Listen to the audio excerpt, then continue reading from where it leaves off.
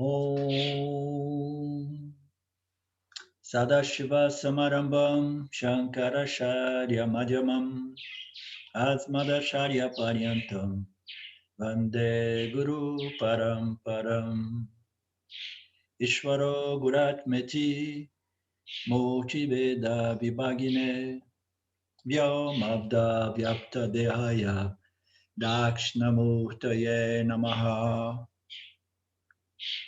Sabhavedanta Sedanta Gocharam Tamagocharam Govindam Paramanandam Satguru Pranatoshmaham Om Om Shanti Shanti Shanti Om Namaste.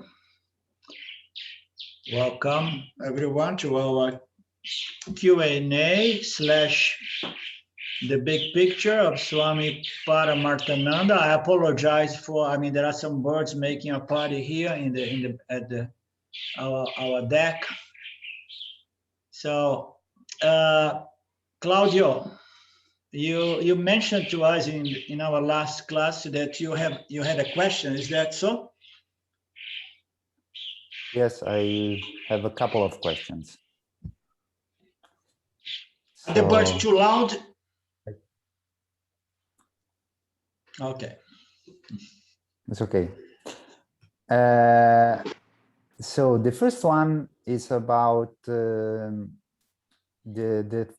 get a little bit confused that about the topic of the objects and the thought of the objects. I get confused if it's the object that come first or if it's the thought that come first. And I remember that we say that they come like together at the same time.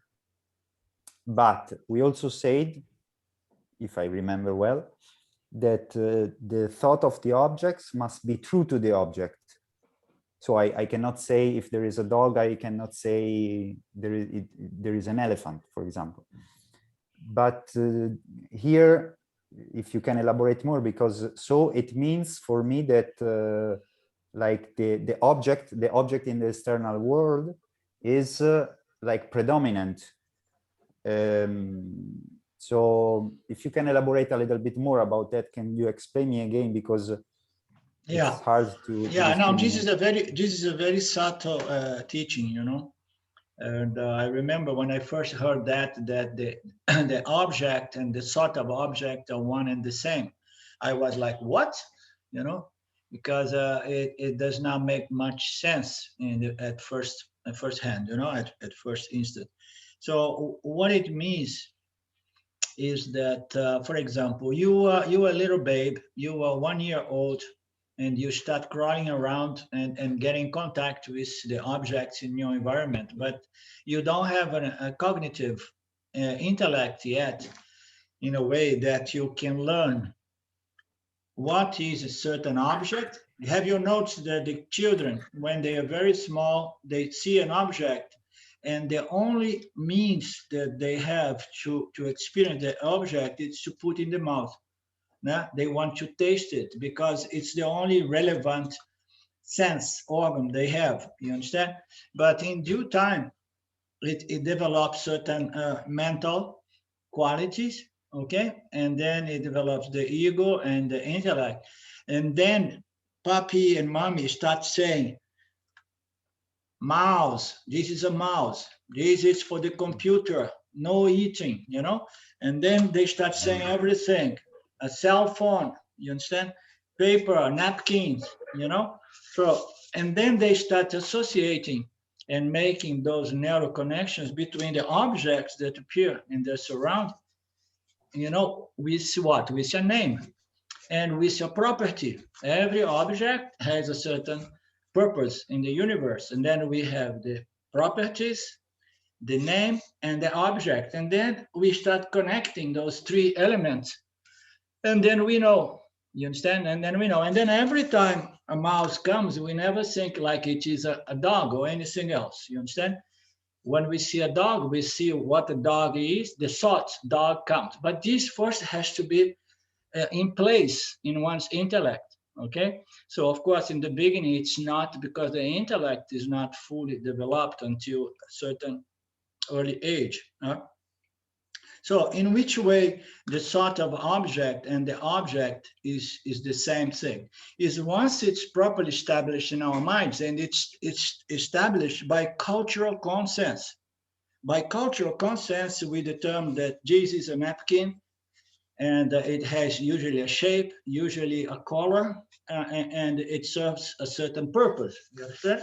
So once that was established, and then it's established as a cultural consensus, and then you know that, and then every time that comes up, you know what it is, and you know its properties, its purpose. You understand? So this is really established in one mind, and then there is no chance that a napkin comes and then you think it's a newspaper. Let me take a look and read it. Okay? No, you got it right. The knowledge is already very properly established. Okay? So now, every time you think of this object, and then the object appears in front of you, that is the law of attraction. That's what these people in the New Age culture sell. You know, think and become, think and grow rich, think and attract whatsoever you want from you. No, you cannot think of object, oh, a new car, boom, the car appears. No, it's not how it works. Okay, so it means that the thought of an object is going somehow. For example, suppose you want to have a new car because your old car is no longer good enough for you. You need a new car. Yeah? And then you're going to begin thinking more often about a car, which model, which color, which year, and so on. And then gradually you're going to work, you're going to think, you're going to take some actions in that direction. And then when you see you got the car, or not, if you only think and you don't do any action in harmony with your desire. You understand? So this thought comes, and then the new car comes. Okay, the thought of a new flat, the thought of moving to Chicago comes first, and then the new flat in Chicago comes second, for example. Okay, so the thought and the object, they are interconnected. The question here is, what comes first? As you said, the thought and the object, they are two sides of the same phenomenon, more or less like the egg and the chicken. Okay, so we will never define, there is no philosopher in the world that has come to a conclusion regarding this discussion. What came first? You understand? So, and then that takes us to Vedanta to solve this question by explaining that everything in this creation is cyclical and it's not linear. You understand? The idea of time is an appearance, okay? There is only a cyclical condition, which is thoughts, vasanas, vasanas, thoughts that somehow brings about the object. So when we look into really more in the depth of this concept, so what produce the objects? Mitya is the field of objects of experience, knowledge, experience. What produce the object? What produce the objects are the needs that the jivas have for those objects. The desires for those objects brings about vasanas in the macrocosm body of the universe, you understand? And then those vasanas are going to shape the object. So we are creating objects by reinforcing the matrix, meaning to say the desires and the aversions in regards to culturally speaking, the objects of the field, you understand? So all our thoughts, all our desires and aversions, they are going to shape this macrocosmic causal body, meaning to say Maya Ishwara, okay? And from there, the objects and the jivas who wants to experience those objects are going to be popping up over and over and over again. So when we look more deeply like that, we see that the object, the thoughts comes first, okay? That's why you hear Swami Shimayananda say, in his own style, that every cause produces an effect, and every effect becomes a cause and which is going to produce another effect, and that other effect becomes a cause that's going. So there is no absolute cause and absolute effect, because one thing becomes, the effect is going to impact its environment, the Dharma field, and then it's going to produce repercussions or changes in the field, okay? So we have this situation in which the jivas, they support this media, this field of object, providing Shwara with the desire for the object. And ultimately we say, okay, it's the thought slash desire that brings about the object. But where did it come? The thought of the object and the desire of the object. Where did it come? Oh, no, it came from the object, because when I was small, I did not have any desire, no aversion, and then I got in contact with a napkin and I learned about this object. You understand? It appears that it's come from the object, but it's cyclical, okay? So the napkin becomes a sort of the napkin, which is going to produce again the napkin in an infinite cycle of creation, you understand? Which is a cycle. You understand that's that cyclical aspect of everything. Yes. So on another level, we have a sort of an object. This a sort of an object may come from the field, may come like, oh, a napkin appears in front of me and I say, oh, a sort of a napkin came now. Okay, now we are analyzing it from the micro. Before we were looking at the macro level, okay? Now from the micro, from the jiva level. So I'm here and then I see a napkin and I say, oh, nice, appears here. I need it often. I put it in my pocket. So it came first from the field, and then it became a sort of the object, okay? Now, many other times, the object is not present, but the thought comes from a vasana or a need. My nose is running a little bit, and then I thought, I wish to have a napkin. So where that thought came, it came from my desire, my vasanas, okay? It comes from within or it comes from the outside. In either way, from outside, it means to say that it comes from the manifest physical object, and from the inside, it comes from the memory, the subtle memories, you know, or registrations, okay? Or vasanas that I have in respect to that object. We have the inner world of object that somehow is interconnected with the outer world of the objects as they appear. And they are the same, the thought of the object and the objects appearing, and one after the other, never stopping. I don't know if I'm managing to cover your question, Claudio. Yes. Yes, it's very subtle. But that means also that we can that my thoughts can not be true to the object, so I can misunderstand reality, for example. Absolutely. I can live an experience and I can have a wrong thought about an object that they not match. So that's very good point. Mm-hmm. That's a very good point. Before we go there, it's important to understand that this teaching serves the purpose mostly to teach us that the thought is an object.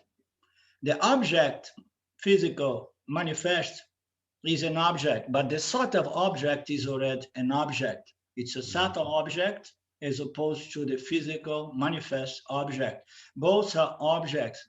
This is Vyavaharika Satyam, the manifestation of the object, and the Pratibhasika, which is the memories, the vasanas, the thoughts I have that comes from my subconscious, my causal body. Both are objects, both can be rejected as not self, right?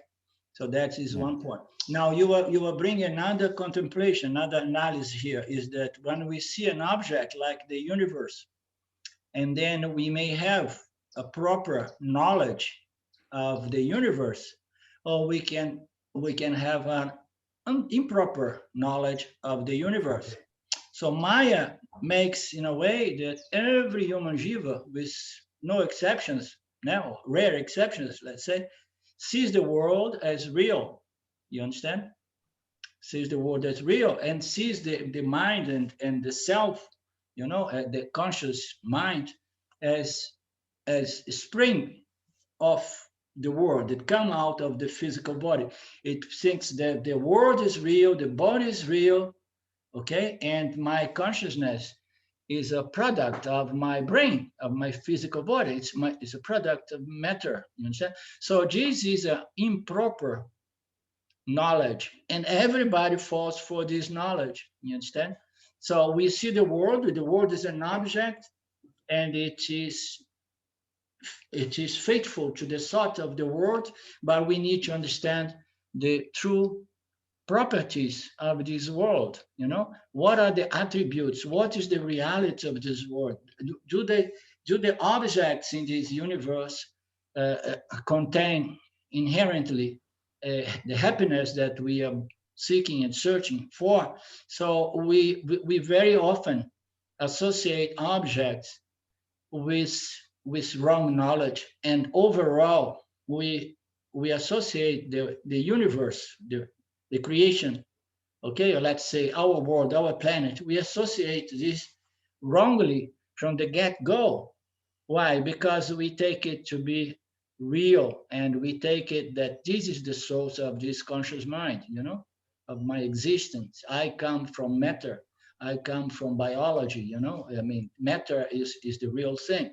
You understand? So this is again a thought, connect to the world, connect to the creation, which needs to be correct. And the only way to correct it is by getting in contact with these scriptures, the Vedantic scriptures. This is a good point. So now in day to day, there are a lot of things, especially in the field of science, that we know are the object, we have a thought of object, and we have notions and ideas about those objects which are not completely correct. Sometimes it's partially correct, okay, and that's why every objective knowledge is subject to correction. You understand? Mistake, correction, revision, and so on, because we don't have the mind of Ishvara. Ishvara is the pure knowledge. You understand? So that's why we keep changing. My whole life I have been confused about whether I should eat 3 eggs a day or no eggs at all, because every 10 years they change ideas. Science changed their mind about that.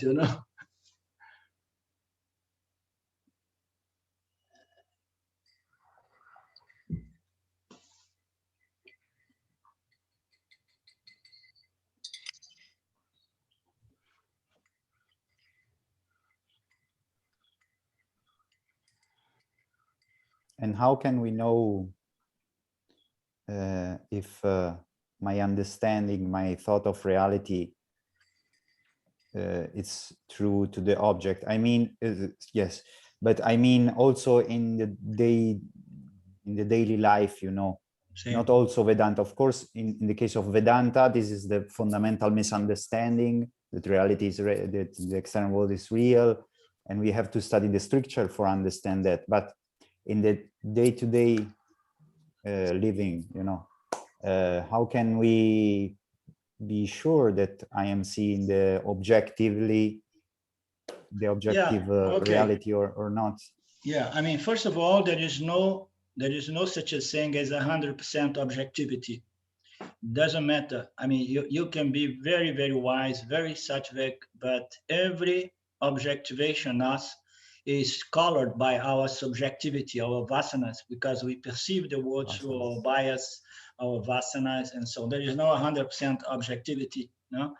So we see the world, and the more sattvic we are, the more wise, the more wise we are, the more we see the world closer to its what it is in terms of its attributes, properties. What is really there in regards to this object. So you can see a little bit more when you are wiser, when your mind is more relaxed, more sattvic, and we know that the best way to develop a wise mind is by the means of self-knowledge, because the mind gets freed from all those likes and dislikes in regards to the object, because self-knowledge takes care of that problem, because it establishes the individual, in itself as the self, and the self being full, limitless consciousness. The desires for and the aversions for objects, they diminish, and they tend to melt, to dry. Okay, so by self-knowledge, one develops more sattva, one becomes invariably more wise. Okay, and but yet one is not 100% objective, because one is seeing the world through the filter of one's vasanas. So what is the ideal situation is to produce vasanas that are so much conformed to the vision, to the perspective of reality of the scriptures, of Vedic scriptures, so that you are less subject to misinterpretations of mithya, of the objects of mithya.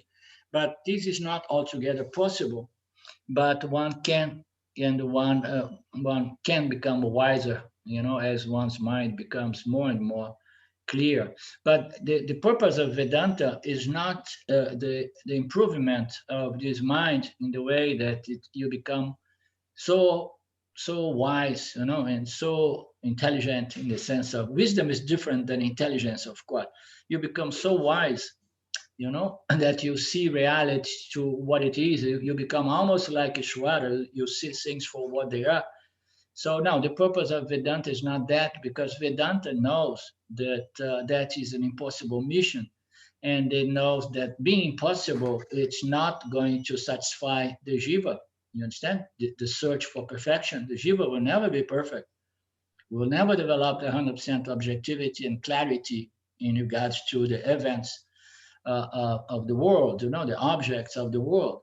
So the purpose of Vedanta is to help the jiva to develop this passion towards objective knowledge, and to the extent that the individual becomes interested in self-knowledge, which is not objective knowledge, because it's the knowledge of the subject, the absolute subject, the conscious awareness that shines in the human intellect, as I often say. So that's the purpose of Vedanta. That is going to free you from the need to become a perfect knower of mithya, because it's impossible to be a perfect agent, a perfect knower, experience agent. You're never going to be, because we have rajas and tamas, and our causal body, impacting, and still with a lot of stuff in there. That's going to distort reality to some extent, our perception of reality, But you see, all our beautiful sages and Mahatmas, they have something in common. They are more wise than the average. Therefore, they have a certain appeal, attraction to others, because their words and their presence, they transmit a higher degree of understanding, of in regards to life, or even a spiritual understanding in regards to our true nature. Mm. So how we know if we understand the mithya phenomenon rightly? So it's so difficult, especially nowadays, because we live in the era of information, and information became wild. You have all kinds of information nowadays. You never know if it's good information or bad information, because I mean, things are structured in such a way that a lot of what we know is not good knowledge, because there is a lot of misinformation side by side with good information. It's not easy. That's why, I mean, in the end, one has to give up being the Mr. Right or Mrs. Right about what is really going on, and just turn to the pursuit of self-knowledge.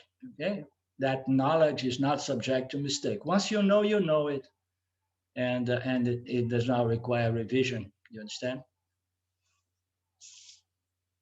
Or consensus.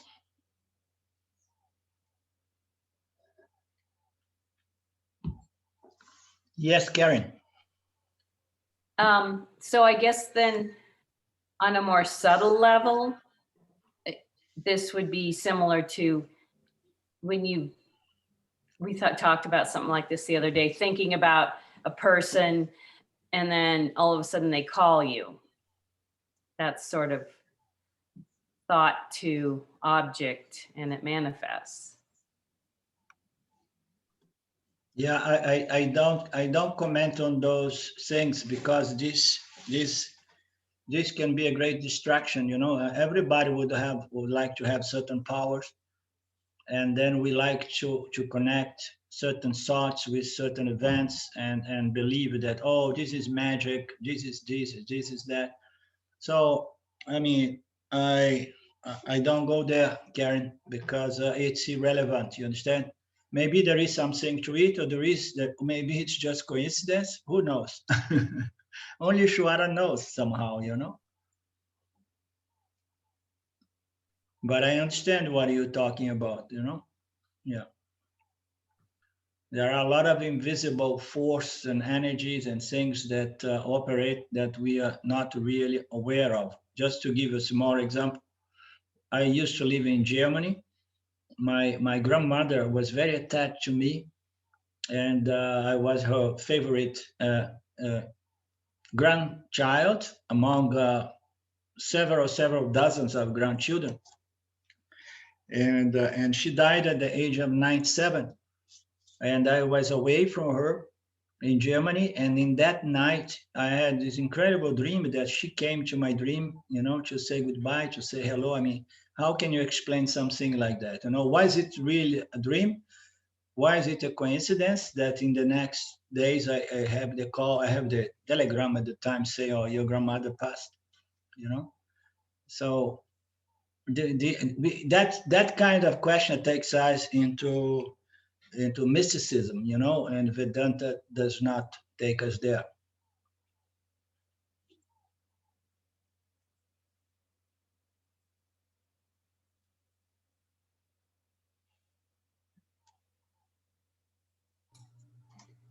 You have another question, Claudio? Or David? What I find interesting is part of Claudio's question is about and this discussion about daily life. Yeah. I apologize, my internet connection is not very solid, so maybe I should send a question via chat. Yeah, I missed your point. Can you repeat, please, David? Well, Claudio mentioned this discussion relative to daily life. What does this mean to us in the daily life? And I really think you were going back to the 4Ds, and in terms of like remembering what an object is and what a thought's an object and all that, but really discerning that just it's like remembering or living in the fact that this is the thoughts we're having and the experiences we're having and all that. It's all mithya, and it's different from satya. Yeah, that's exactly what I was saying. The main purpose of this teaching is to demonstrate that the physical material object or the thought of the object, you know, they are both objects. One is a subtle mental object, which is the thought of the object, and the other is the physical material object. And now a question is, it does not really matter if the object came from the thought of the object or the thought of the object came from the object, but we understood the cycle, the cyclic between objects and thought of objects. Desires for object comes from the vasanas, and then we have the You're object. not saying that satya is the cycle. Is mithya the cycle? The mithya is the cycle. We can leave satya out of this cycle because it is maya, and then we have the macrocosm causal, and then we have the subtle, and then we have the manifestation. And we see these three things from the standpoint of the jiva in the micro. We see the jiva with its causal body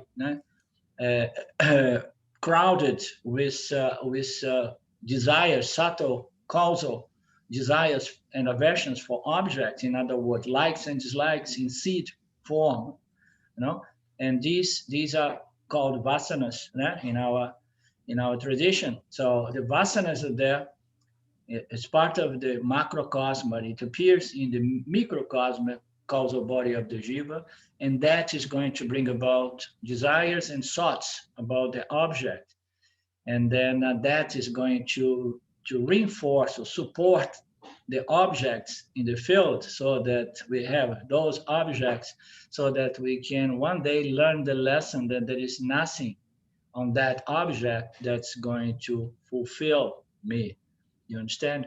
So every object ultimates some of this purpose to teach us that any and everything that we may desire is going to prove to be a failure, and then we get maturity with that, and then we look for the true source of joy and happiness and security.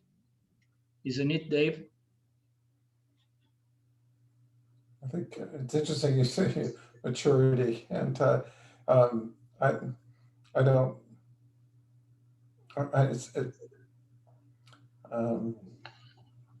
I don't know if it's maturity or it's just sophistication or development of the intellect. I think it's an interesting discussion that you were talking about the development of the intellect, so that the baby, the infant, does not have the intellect. And I have a new grandson, so watching the baby last night, we were discussing that the baby had no ability to had no intellect development to understand what all these senses are. And, there's such an overload coming in. No wonder the baby is crying, because, so it's development of this intellect. And so, it's how do you develop your intellect? The question is like, for Jiva, it's a development of your intellect. And does Vedanta help you develop your intellect? I'm just kind of thinking out loud. Well, the life, the development of the mind and the intellect is going to allow, provide the individual with the equipment that allows it to know and experience the world. And then Vedanta is going to present the teachings that in due time the individual is going to get in contact, and then you understand that this world that in the beginning used to represent the source of solution, resolution of all my problems, because I have so many objects to find satisfaction and peace and contentment. So Vedanta in the end is going to present the logic for the mature jiva who has already a fully developed object, and then the jiva is going to develop also discrimination and dispassion, and then it's going to disconnect of the objects, as a means to resolve itself, to fulfill, and it's going to go for the search of self-knowledge. Okay, that's what I meant by maturity. It's a secondary stage which is rare to find among the jivas, I love it. I think it's very important. Underline with a highlighter. Yeah.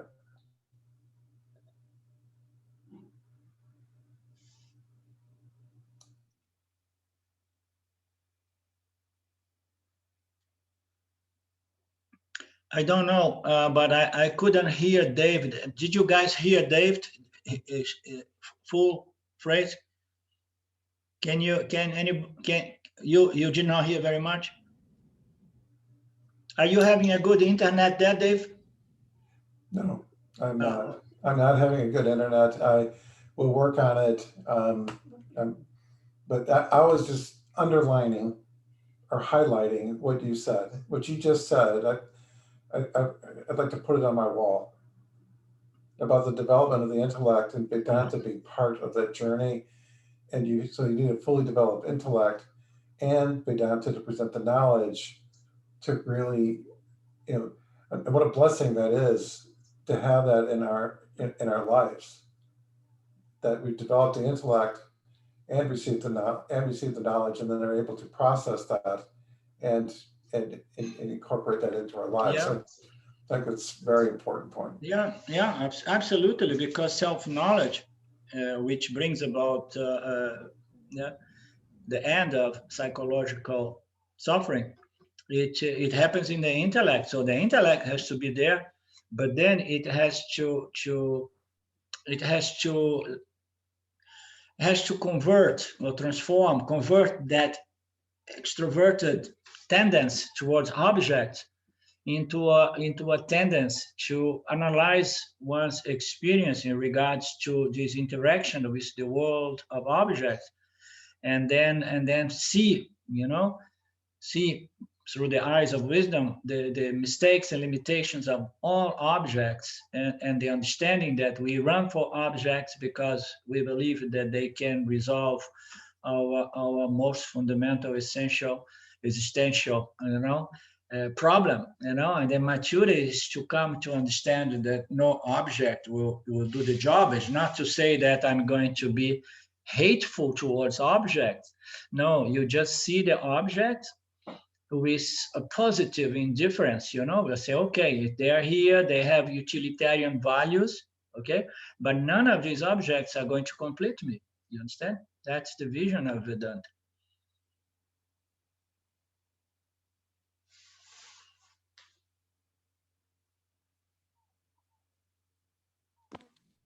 This is hard. This is the hardest lesson to learn in Vedanta, yeah? I reckon that actually happiness isn't in the object, and the happiness is in the knowledge of who I truly am.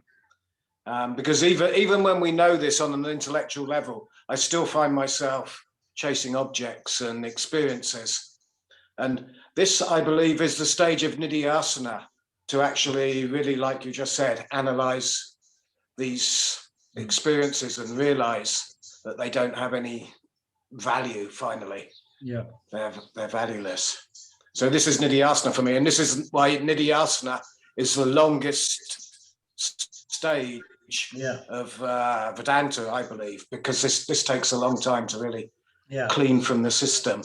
Yeah, 5, 10, 15 years, just neutralizing those residual ignorance, those they keep coming, and then you have the teaching alive in your intellect, and then immediately you regroups, you recompose yourself, and then you say, no, thank you, I've been there, I've done that, it's not worth it. It's not that I'm against the object, it's just that it's okay. I mean, it's different from have a total dispassion. Dispassion is sometimes it sounds like no,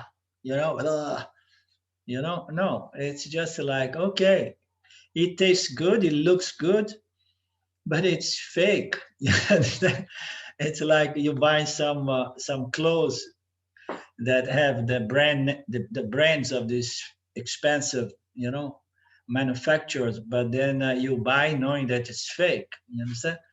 So it is fake. It's temporary. It's the fact, but it means to say that we cannot enjoy it. But it's the attitude, Mark, behind it. The jiva under the spell of avidya, it seeks these objects with a certain attitude that produce mental disturbance. You understand? And that attitude producing mental disturbance makes it difficult to keep the knowledge and apply the knowledge, because the mind was disturbed. Why? Because it's searching it and not understanding that it's just a play, it's just a preference. You understand? And I turn off my video. Okay, Dave. It's just a play. It's just a preference. You understand? So that is the difference, because you see, the Yanis, they still have desires, they still do things, they still hope for the accomplishment of fructification of their action. But the difference is that they don't do that in a binding way, meaning to say, unless I succeed, I will experience mental disturbance. No. So it's a totally different level of interacting with the world, still doing things to accomplish certain things, but you are not serious about things, you know. You know that the results are not in our hands. It's just a preference for the yoni, you understand? And you do things from a different attitude. The attitude is very much aligned with what we say, the karma yoga attitude. You know, I have the desires, my desires are in harmony with dharma, my actions are in harmony with dharma, and I leave the results to the Lord. And this attitude, it resolves the mind of the individual. You know, even before the individual comes and says, yes, this is all Mithya and I am Satya. So there are different levels of discriminations that allows the human intellect to be clear, you know, and to be properly, you know, established in sattva, you know, and even this karma yoga attitude resolves the intellect. And then, of course, the mind in the background, it says, wow, Maya, what a play, huh? How can you project all of that? And we are here playing, enjoy. It is like it's like a playground, you know, in which there are things that taste good, but like any toy given to a child, after some time, what was interesting to the child is just thrown away by the child, and the child will never look into those toys anymore, you know. So that's what happened. That's why this self-knowledge, it leads, conduces to freedom from samsara, to the extent that one may not even come back to carry on the interaction, you know, the one's processing of desires and aversion, because the desires and aversions, this positive and negative binding desires, they were now neutralized or converted in non-binding desires. It's just a play, you understand? So don't think, Mark, that you're gonna have to come, that you don't follow any project in order to accomplish it, you know. You will continue trying to accomplish certain projecting, you know, having some projects, working to accomplish them, but you look for the attitude. The attitude should be freedom in respect to the outcome, okay? And the peace, knowing, you know, deep inside that nothing is gonna change your nature as Satya, and a peace derived from the understanding that the results, they are all in the hands of Lord Ishvara. You understand? And you just do what you need to do in harmony with your goal and in harmony with Dharma, and then you live, you know, free of those mental perturbations, you know, that compromise our ability to maintain and apply this knowledge, you know, maintain this knowledge alive and keeping it available at all times, always good, always present. You know, we need sattva, we need clarity to keep the mithya knowledge and the and the satya knowledge. So Vedanta is a full knowledge, full and complete. It's a knowledge in regards to Mithya, yeah, Ishvara, Jiva, Jagat, and the knowledge in respect to Satya. So once you have these two knowledge, you know, they just work for us in automatic. It's a vasana that is there protecting us from mental disturbance, you know, mental agitation. You know?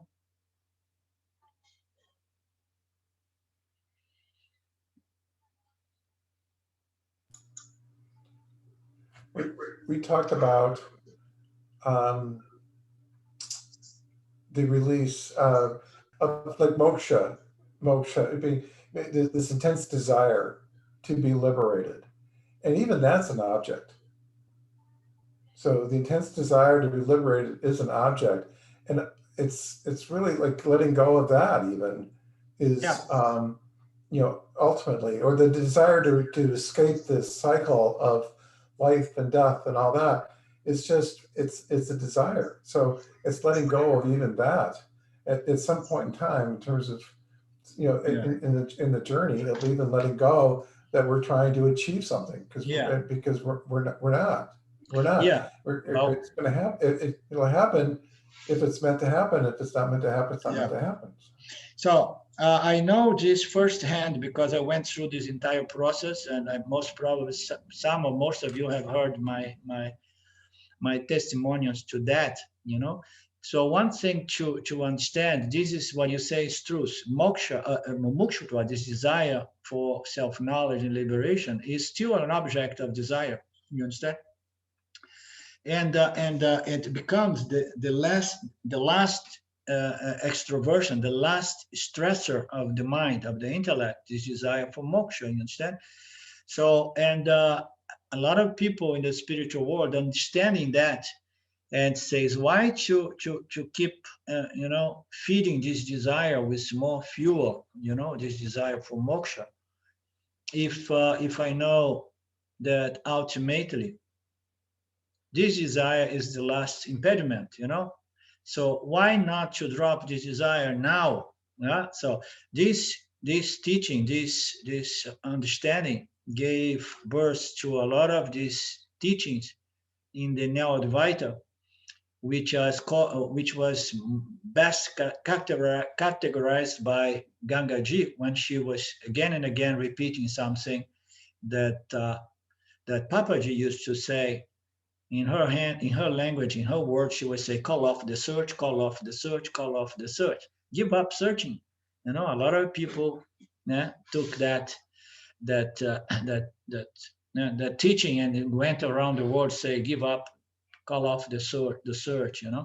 So the point is that if the ego, if the seeker, if the jiva calls off the search, it's again, it is the ego trying to produce something, trying to put an end to the search.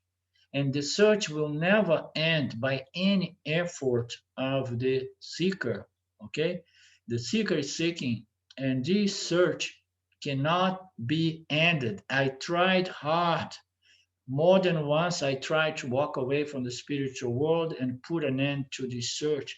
And I had a good intellectual understanding of these teachings, of these final teachings, because I was all over the place, inclusively with Nisargadatta, Papaji, and Ramana, and then later on in the Neo-Advaita with Gangaji, Adyashanti, and several other modern teachers in the West. You understand? So this is very tempting. I was trying to call off the search and be free, but it was not freeing me. It was not freeing me. And then how does that work, Dave? This desire for moksha is the last, the final desire. And this desire, it needs to extinguish itself by itself, or in other words, it drops by itself. You cannot drop it. The desire extinguishes itself by itself. Why? Because it remains alive by a certain fuel. This desire for moksha, it remains alive as long as there are other desires. The other desires for objects, they serve as fuel. It burns other desires, you understand?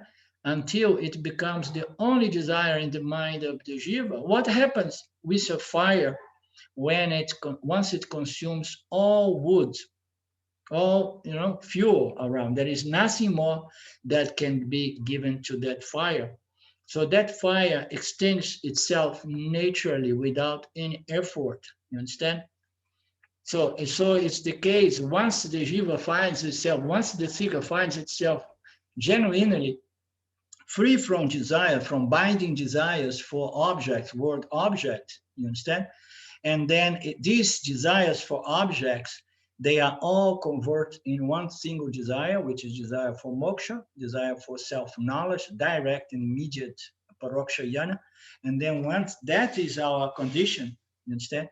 And then when we least expect, that desires drops, and it drops. And to me, it drops. My efforts to try to make it happen, this final understanding, stopped. And then I went into a stage that I only had prayers. I used to pray to Ishvara, reveal your face, reveal my true face as your own face, and so on. All these kind of funny thoughts, dualistic thoughts. And then slowly, that has somehow faded as well. And I was experiencing a certain feeling of impotence, and let go, but it was a true let go, And then when I least expect, I understood that I was limitless consciousness. So what I'm trying to say here, Dave, is that we cannot really drop this desire. This desire is going to drop us once we have given up all our desires. Because if you have, for example, if we have desires for many other things in the world, plus a desire for moksha, and you say, okay, I'm going to drop the desire for moksha, and then I'm liberated. No, because you still desire other things. You understand? So you can only find yourself in that position when you have really dropped all those buying desires, and your desire for moksha is the final and genuine desire. And then when you see it is extinguished, and then the last stress, the last extroversion, the last agony to try to gain, accomplish something, which is yourself, your very nature, that fades in a moment that you least expect. Usually that's how it happens.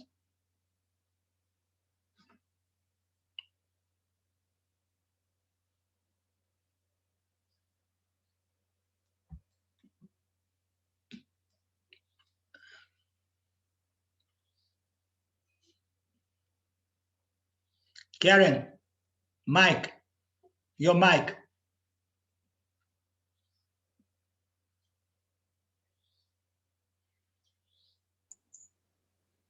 Okay, it wasn't working with my tool. Is that better? Here. I was just saying I like the analogy of the fire burning up all the fuel, and then it naturally goes out. Yeah. So, in a sense, it's, yeah, I guess the naturally going out part is, in one hand, you need to work at it to burn those desires up. But in another hand, I guess more subtly, it is happening beneath the surface over time. Yeah. It does work. It's a question of persistence. Gradually we following the logics presented by Vedanta, our attraction, the magnet pull that the world of object have and upon us diminish. It's very important to develop this passion, because that's what allows the mind to be balanced, not being attracted to objects so strongly, And then that is the process, staying with Vedanta. These qualifications, they get improved. And then we developed this strong, this intense desire for this final recognition of my nature as fullness, completion. So this is how it happens, and it's easy to understand. This analogy is a beautiful analogy. I love this analogy. And it was actually presented to me by Papaji on my days in Lucknow, and I never forgot it. But but we can try we can draw draw a parallel and see how can we drop the desire for moksha and be free if we are still bound to other desires for objects. If we desire objects, it's useless to drop the desire for moksha. We want our desire for moksha to grow, not shrink and disappear. You understand? Because otherwise we are back in samsara, bound to all other objects of desire. And it's impossible, because with Vedanta, we move forwards and then we cannot go back. You can get anybody here and try to go back to samsara and live as years ago when you were totally ignorant, because you haven't been in contact with this spiritual knowledge. So you cannot go back. You understand? So the objects, they are going to be losing appeal to all of us, and that is going to intensify. Only then we can really grow with our desire for self-knowledge and liberation, you know.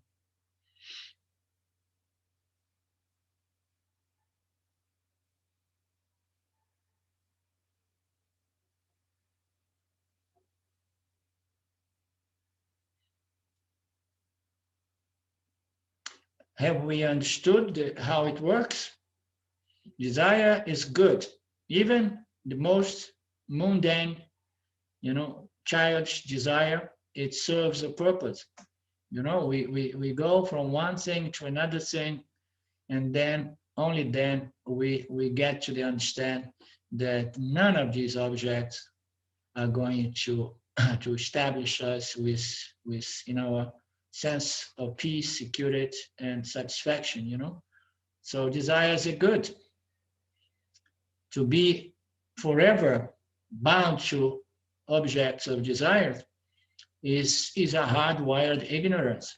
No? So, but which is not our case. Otherwise, we will not be on a Vedanta Sampradaya. You understand? If we are here, it's because we are no longer blindly bound to objects of desires.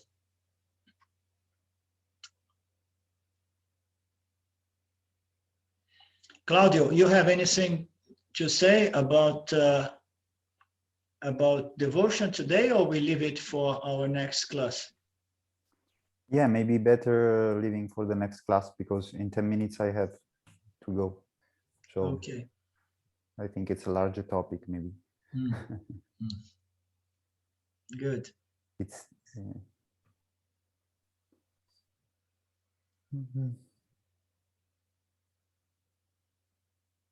So we have another 5 minutes. Anything else from you? Any of us?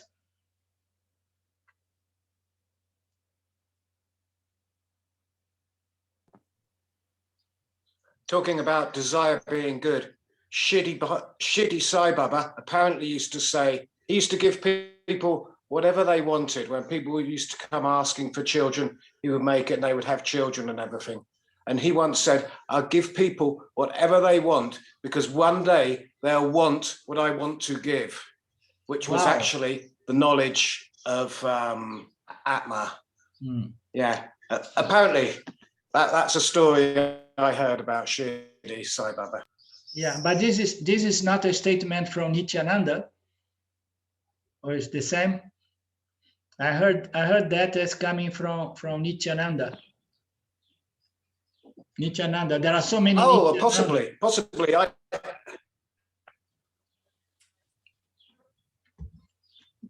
It's a very nice statement. Yeah, that's possible. I just heard it was from. Yeah. Yeah, just imagine the position. And this guy, Nityananda, he was a very interesting guy. He was, he had a tremendous compassion, but he was a little bit tough and mood sometimes dealing with the people around him. He did not have much of a teaching, but he was self-realized. But most importantly, he was a mystic, self-realized. He was a yogi as well, you understand? So he was dealing with all kinds of people coming for him for many desires, and he was out of a compassion fulfilling, and he had a lot of these how you say these special powers to manifest things, siddhi powers, huh?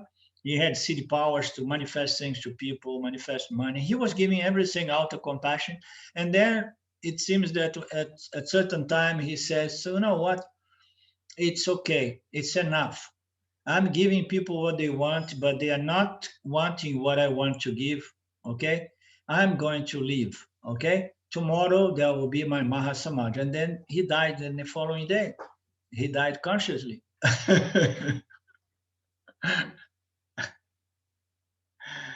It's a very funny statement when your guru says, okay, I'm out of here. Nobody wants what I really want to give, you know?